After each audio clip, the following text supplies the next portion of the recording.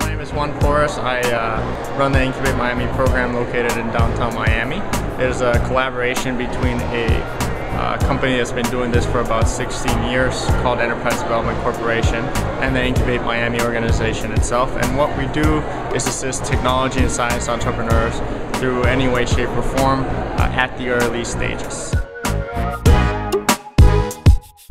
So we did an interesting, we'll call it a more or less a consulting project to figure out what that was when we came in collaboration with the Miami Downtown Development Authority, and we found an interesting cluster of technology companies based within a 5 to 6 block radius of where the incubator is actually located. And I don't quote me on the number, but I believe it was around 86 technology companies around that area. Most of these with a product and have something interesting to sell.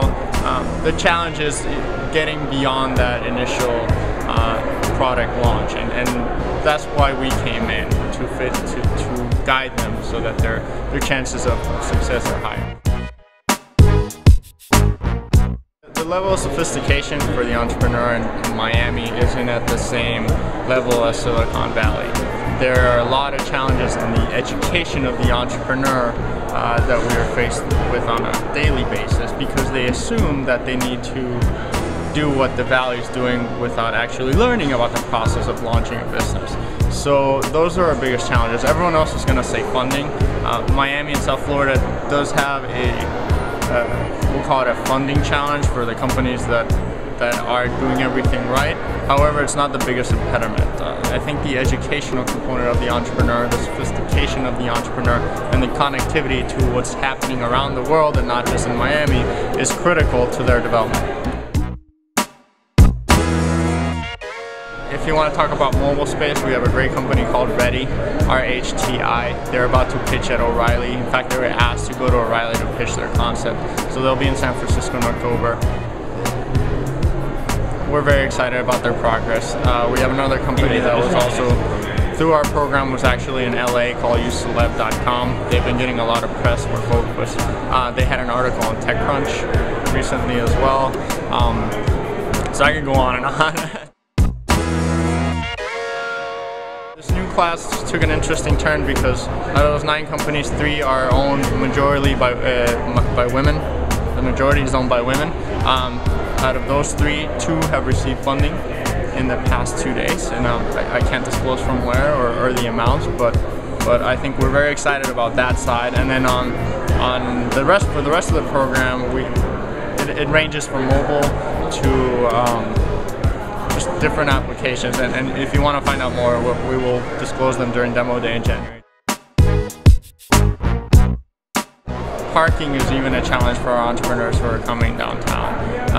In terms of policy support, any sort of tax breaks that small businesses can take, whether it's healthcare related tax breaks or investment related tax breaks, I think are pretty helpful to these guys. Payroll taxes, a lot of our companies have a challenge when it comes to payroll. And also on the policy side, there's a big push to getting jobs in the United States, and a lot of policy has been created for that purpose. What seems to be the challenge is that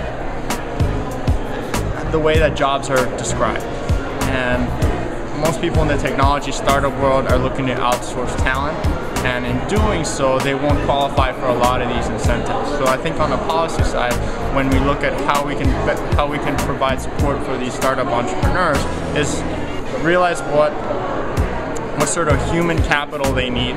If they're going to outsource some, obviously not give them the support structure to outsource, but try to convince them that there is profit if they keep the talent in-house.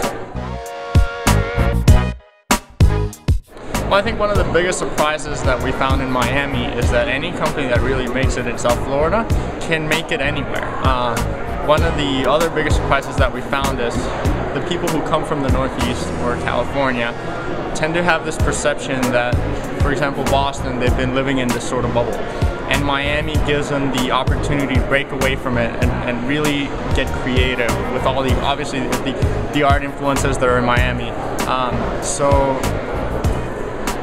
On a third note, once that happens, and if you are prepared, you do have a Latin American community that's ready to jump on those business ideas and either bring them back to Latin America or invest in them in the US. So Miami has a lot of potential. We are a young market and it is still developing, but that's part of the excitement. And especially if Citrix is right here, there's no way that it can't